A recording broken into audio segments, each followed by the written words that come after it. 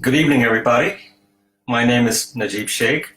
I work as a test prep instructor here at the Edge Learning Center in Hong Kong, in Causeway Bay. We have two branches here, and one in Causeway Bay and one in Mong Kok. I'm located in the Causeway Bay branch. First of all, let me introduce myself properly. I already told you my name is Najeeb Sheikh. I've been here at the Edge for about 1 year now, but I have over 22 years of teaching and tutoring experience. I did my master's degree in the US, and actually I did 2 master's degrees in the US. I also did my bachelor's degree in the US. My bachelor's degree is in applied mathematics, and I have 2 master's degrees. One of them is in a field called operations research, which is basically the science of optimization. The other one is in a field called analytics or data science, which is using a lot of mathematical and statistical techniques to analyze large amounts of data. So in a nutshell, in all my degrees, I did a lot of mathematics, a lot of statistics, some computer science as well as some courses involving application of mathematical and statistical techniques to solving business problems. I can teach any of those subjects. I've been teaching after I graduated with my bachelor's and my master's, initially my first master's. I've been teaching since then. I have 14 years of official or teaching experience in schools and universities. I've been tutoring for about 22 years, as I told you, ever since I went to the US as a freshman in 1996. I've taught in 2 different universities, actually 3 different universities, 1 in the US and 2 abroad, for a total of 9 years. I've taught courses in mathematics and statistics and also applications of those 2 subjects to business. And I've also taught in high schools. I've taught IGCSE and A-level mathematics, as well as some physics and science as well. A little bit something else about myself, which is not related to my job or my academics, just something interesting about myself. I love adventure sports, anything that involves speed or thrill. I've not done bungee jumping yet, that's on my list, but I've done skydiving, I've done a lot of rock climbing, I've done hang gliding and paragliding as well, a couple of times in fact. And I've also driven open wheel, single-seater sports cars, racing cars actually, on racetracks, one in Dubai and one in England. It's an amazing experience, and I would really recommend everybody should try that out. You just feel, I can't explain how you feel when you're doing that. It is really amazing, especially when you go at high speed around corners and around turns. So I have not done anything that exciting in Hong Kong yet. I came to Hong Kong nearly 2 years ago, but I do hope to do something soon. I've done hiking, but that's pretty much it as far as adventure or excitement goes. So today we'll be talking about the upcoming SAT in March, as well as the one in May, the arrangement for those 2 tests. And then after that, I'll solve some math problems from the October 2019, the original October 2019 SAT test paper. I'll solve some math problems from there and give you some useful tips and strategies and tricks along the way, which you can use to solve problems on the non-calculator section. So let's get started. I'll start with the PowerPoint slideshow right now so we can go through everything that I said. So hope you're joining in here, and this will be recorded and it will be posted on the Edge Learning Center's Facebook page. So if you're not able to make it at this time, hope you will get to see it after that. You can also send me messages on Facebook, and if you have any questions, and I would be happy to answer those at the end. Okay, so let's get started.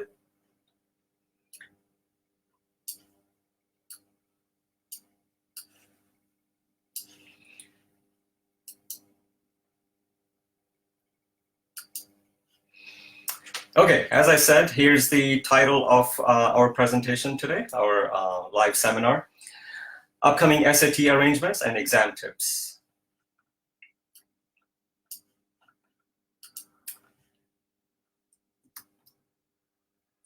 So I already introduced myself. This is just a little bit more about me. It lists the degrees that I have, as well as the universities from where I got those degrees. As I told you, my bachelor's is in applied mathematics. That's in New York State. My first master's is in operations research. That's in North Carolina. And my latest one, which is from 2015, my second master's from Louisiana State University. So I've not been to the west coast of the US, but I've been to the east coast, I've been to the south, and I really enjoyed my time in the US. I spent about 10 years there. Okay. So the March 14 SAT. If you go to the website that I've listed over here, this is exactly what it says. I've taken a screenshot of it and I've put it over here in my slide. As it says, students who registered for the March 14 SAT in Hong Kong, but they are coming from outside of Hong Kong, they will not be allowed to come and take the test here. However, local students can still take the test on the same day, but it will not be held at AsiaWorld-Expo. I called them actually today, and it's going to be held at the Hong Kong Examination and Assessment Authority's other test center, which is actually in Kowloon in San Po Kong. So make sure that if you have not received an email by them yet, please call them and make sure. You can go to this webpage and you can find all the phone numbers there to contact them. Make sure you know where the test center is in Kowloon, okay? You can do a dry run. Just go one morning there, see how long it takes you from your house, so that in the morning when you go on the test day, you do not want to arrive late, because then you will not be allowed to take the test.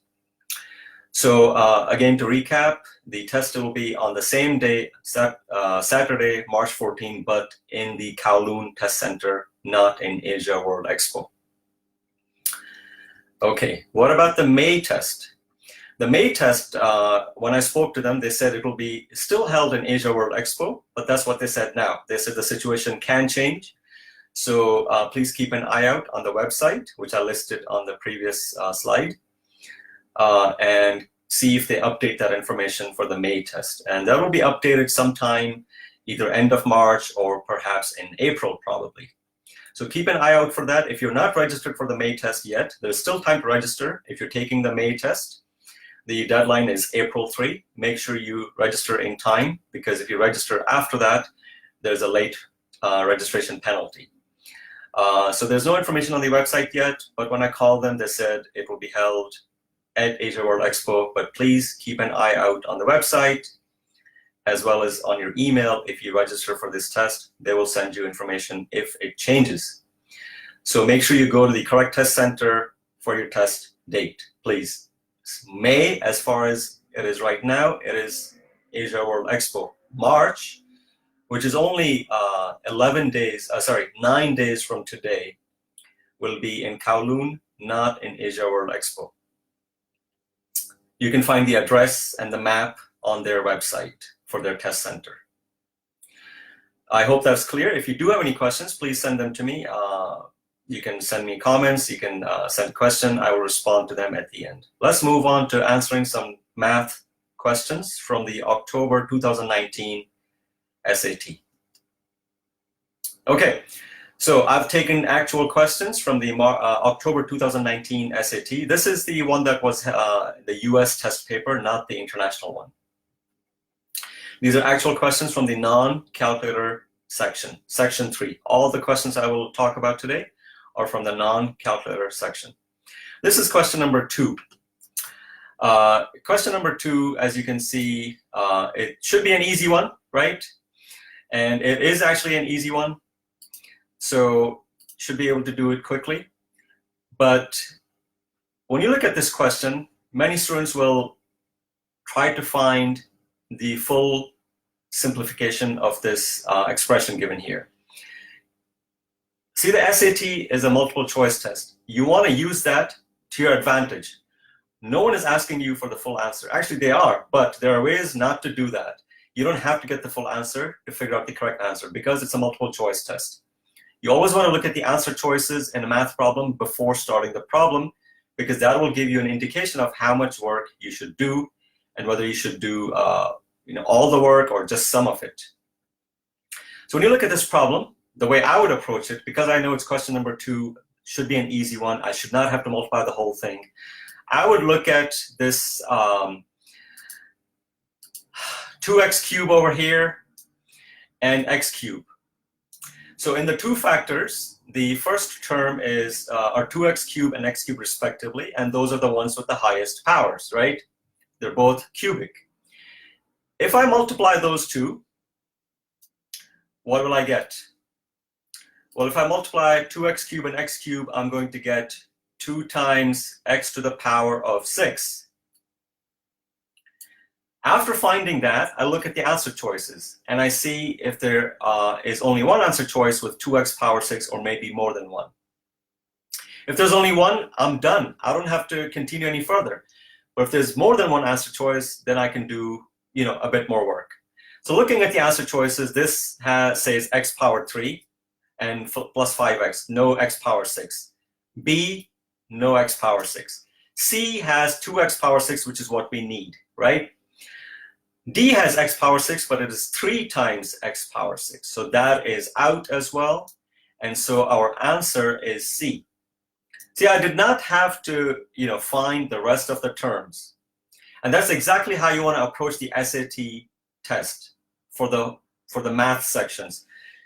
In a lot of the questions, you do not need to do the full amount of work because it is not necessary. You have to use the fact that it's a multiple choice test to your advantage. So I hope you like this technique, and please use this technique for questions of this nature. Let's move on to the next question.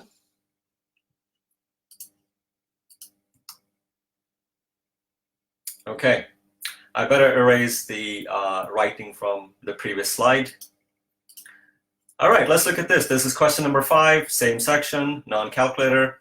I'm going to read the question. First of all, you look at the diagram. You're given 2 triangles, ABC and DEF. They look like they have the same shape. I don't know. Let's read what it says. It says in the XY plane above, a dilation with center O. So it's a dilation, it says, so which means that one triangle has been enlarged into the other one. So they do indeed have the same shape. Scale factor 3. Transforms triangle ABC to triangle DEF. Which of the following statements is not true? Now, please listen to me. Anytime you see the word not, or except, or least, whether it's on the reading comprehension test, or the writing and language, or on the math section, please just circle it. Please, for the love of God, just circle that. You need to circle it. It is so easy to miss that and then end up doing the opposite thing. Okay, and this is not something I'm just saying, right? I teach students. I see that make these mistakes all the time. They will miss the word not, or except, or least, or greatest, and they'll end up doing the wrong thing, and they think they've done it correctly, right? Because they missed out that word. SAT makes it uppercase for you, so they already helped you a little bit. But please just circle that, right? It's not enough to underline it. You want to circle it so it's on the top of your mind. So they're saying which of the following statements is not true. That means 3 statements are true. One of them is not true. We're looking for the incorrect statement, and that's going to be our correct answer. All right. Now remember, it said that triangle DEF is a dilation of triangle ABC, scale factor of 3. What does that mean? What concept is this question testing you on? If you remember from geometry, it's testing you on similar triangles or similar shapes. So they obtained triangle DEF by taking triangle ABC, multiplying all the lengths of ABC, the lengths of all the sides of ABC. They multiplied them by 3. In other words, they make them 3 times longer, and that gives you triangle DEF. So, for example, DE is 3 times as long as AC, right? And sorry, DF is 3 times as long as AC, DE is 3 times as long as AB, and EF is 3 times as long as BC.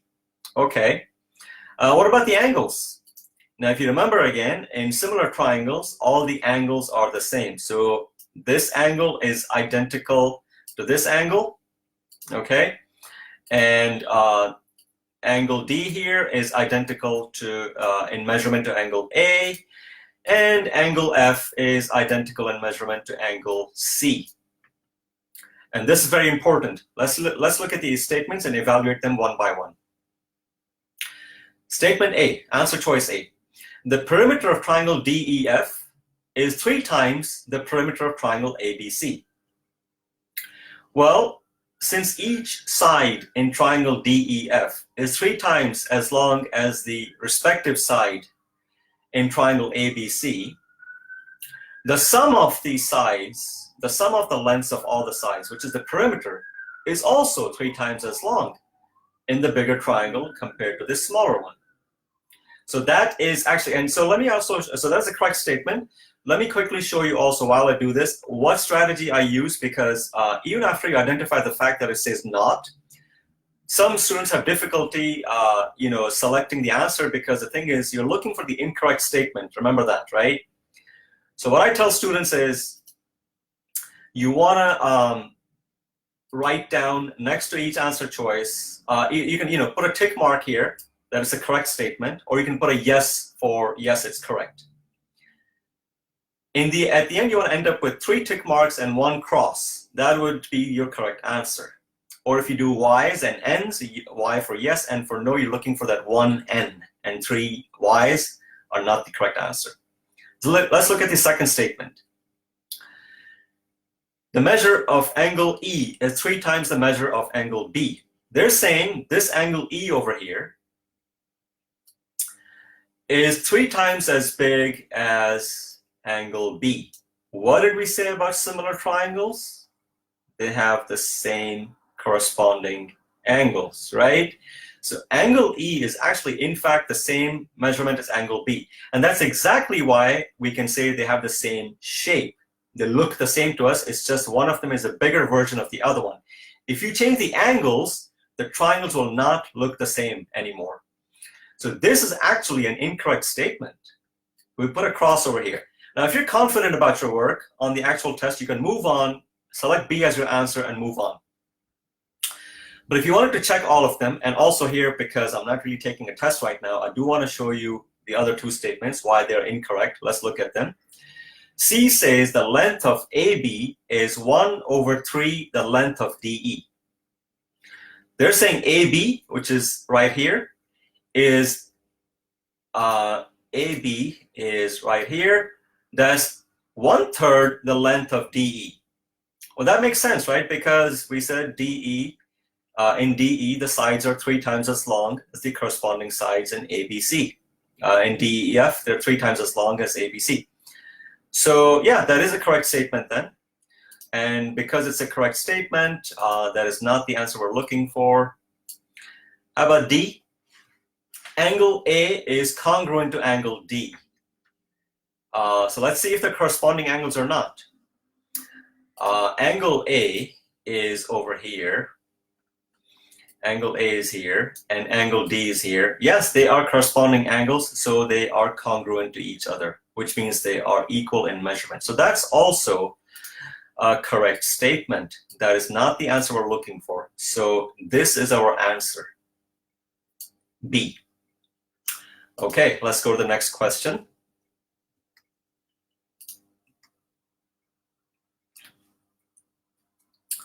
Okay, here's the next question, number 7. Let me erase everything here from the last slide. Okay, here's another question, also from the same section. Remember, this is October 2019 US test paper, non-calculator section. Let's read this, and I hope you're all in the habit of underlining when you read math problems, okay? Let's see. The length of a rectangular tile is 4 times. So the length is 4 times the width of the tile. Very important, right? You could even circle that 4 if you wish. Okay, what else are we told? If the area of the tile, so the area is 144 square inches. And remember, it's a rectangle. What is the width of the tile in inches? And whatever the question is asking you, please just circle that, okay? Because, I bet it's very likely that the length of the tile is also one of the answer choices. So you want to circle what the question is asking you, because after you do a certain number of steps and you think you're done, you want to look at what you've circled and just make sure that you've done that and not something else. And then if you need to do one more step or 2 more steps to do that, then you do them. Because otherwise it's so easy, because on the SAT, they always have trap answers, right? So let's see how to approach this question. Now, the best way to do this question, actually, hold on. The direct way to do this question, as you're taught in school, because in school, when you're learning this topic, right, you don't have multiple choice, most probably not. So you learn how to do it using algebra. The only way to do this directly is to come up with equations. Because they're asking for the width of the tile, we'll assign a variable to the width of the tile. And then we have to write the length of the tile using the same variable, because it's 4 times as much, right? And then we draw a rectangle. So let's do that. So we draw a rectangle. We assign x to the width, right? They said the length is 4 times the width. Well, we can call that 4x in that case, right? And then we find the area of the tile, right?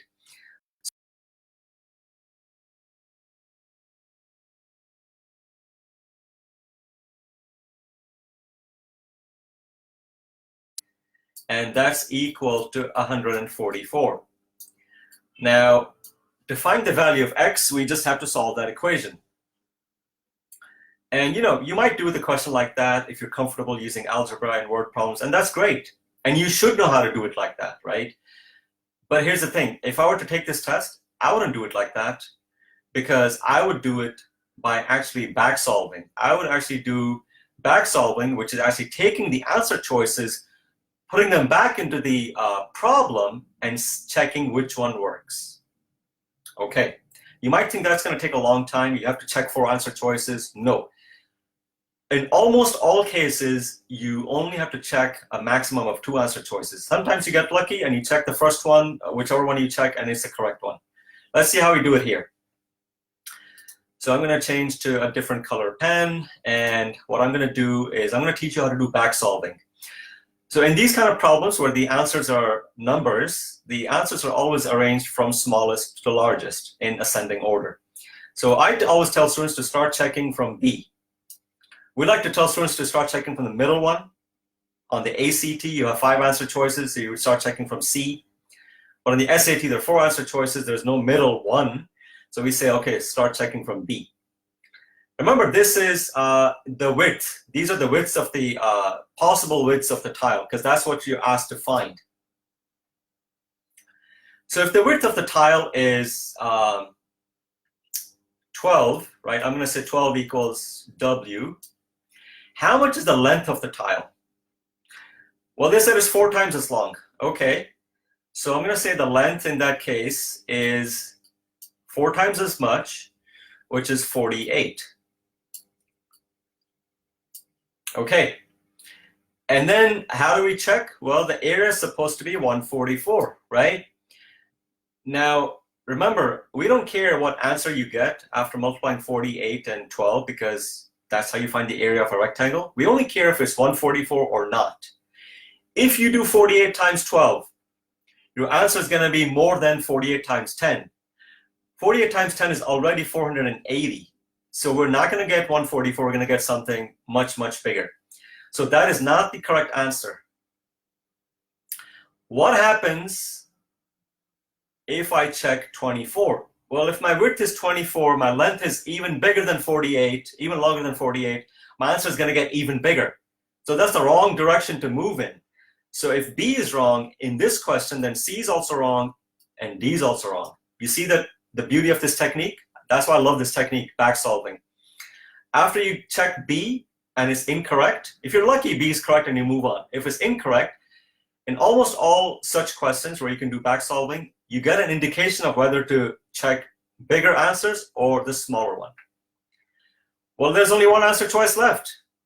That's it. That is the answer. We're done.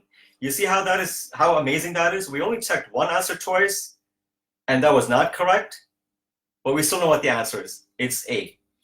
But just to check, if you on the test want to make sure that you've done the work correctly, you can check it. So let me change to green. 6 is the width of the rectangle.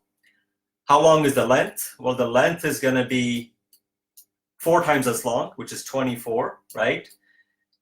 To find the area, you have to do 24 times 6, which, if you are good with mental math, is the same as 12 times 12.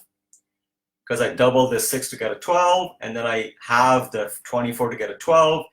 And you should know the first 15 squares, perfect squares. 12 times 12 is indeed 144. So that is our answer. So if you would love to, if you would like to learn back solving and apply it to test problems, come see me, and I'll make you an expert at back solving. Let's move on to the next question. Was that the correct one? Yes. This is the next question, number 9. Let's erase everything. Here's a good question, where again students might do more work than necessary.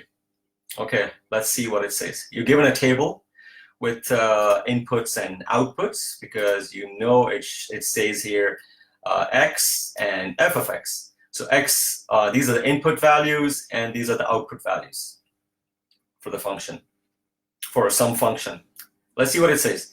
The table shown gives some values of x and the corresponding values of f of x, where f is a linear function. So it's a linear function. Very important to underline that. That means what? That means it's a straight line when you graph it, right? Okay, if y equals f of x is graphed in the xy plane, what is the y coordinate of the y-intercept of the graph? Again, remember, I want you to circle what the question is asking. Y coordinate of the y-intercept. That's what they're looking for. All right, how do we get this? Now, again, if you do it, you know, the way you learn to do it in school, a lot of students would be tempted to actually find the equation of the line, you know, getting the slope and getting the y-intercept, y equals mx plus c. And once you have the y equals mx plus c, you plug in x equals 0 to get the y-intercept. No problem doing that. It shouldn't take that long if you're good at doing that. But again, you could avoid using that technique and do something a bit quicker, perhaps a bit simpler, without having to find the equation at all, without having to graph it even. If you'd like to graph it still to see it visually, you can. But there's really no need to find the equation, because it's, you know, it takes a bit of time to find the equation. Because it's linear, you want to use that to your advantage. So this is what I would do. I would just extend this table. I would make a bigger table. Okay, I still have x here. I'm going to say f, instead of f of x, I'm going to say y values, right? I have, I'm given -1, and the output is -2.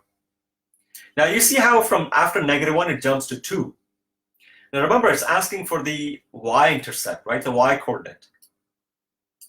What does that look like? The y-intercept has a y value, some y value, and the x-coordinate is 0, right? Because on the y-axis, the x-coordinate, all the x-coordinates are 0. All the x values are 0.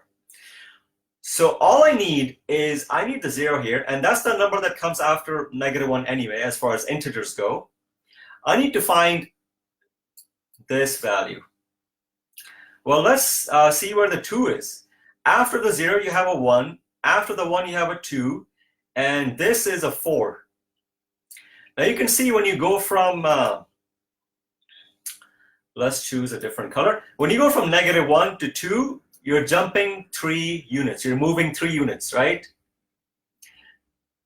When you go from -2 to 4,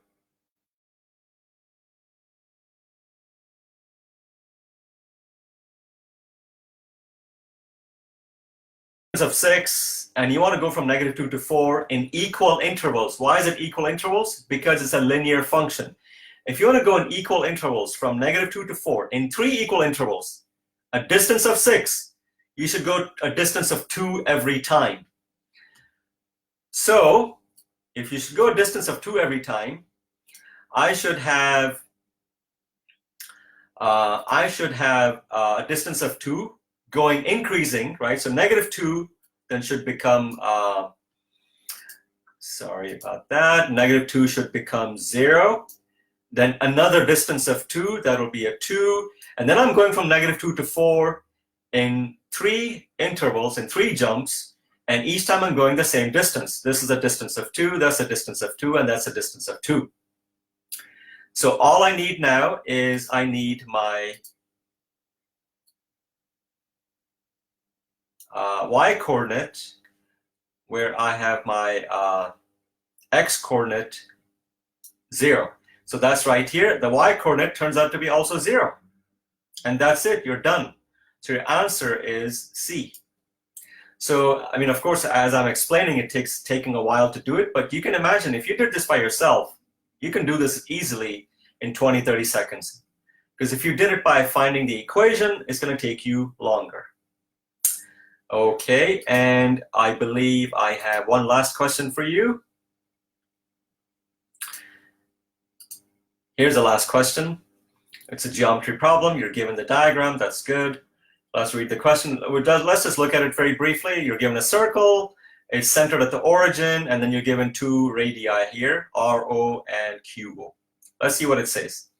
So in the XY plane above, points P, Q, R, and T lie on the circle. So we have P, Q, R, and T lie on the circle.